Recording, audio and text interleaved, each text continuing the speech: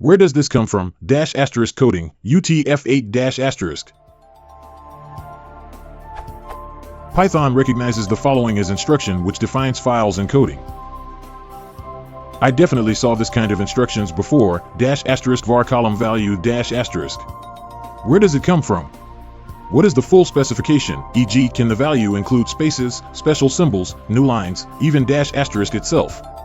My program will be writing plain text files, and I'd like to include some metadata in them using this format.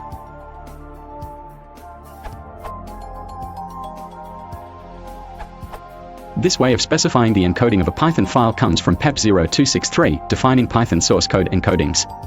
It is also recognized by new emacs, see Python language reference 2.1.4 encoding declarations, though I don't know if it was the first program to use that syntax.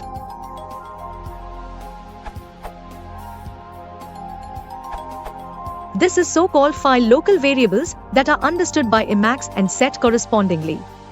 See corresponding section in emacs manual. You can define them either in header or in footer of file.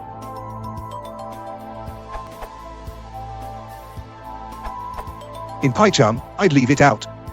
It turns off the utf-8 indicator at the bottom with a warning that the encoding is hard-coded. Don't think you need the PyCharm comment mentioned above.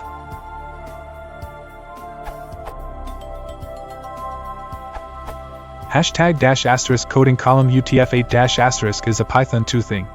In Python 3.0 plus the default encoding of source files is already utf-8, so you can safely delete that line, because unless it says something other than some variation of utf-8, it has no effect. See, should I use encoding declaration in Python 3? PyUpgrade is a tool you can run on your code to remove those comments and other useless leftovers from Python 2, like having all your classes inherit from object.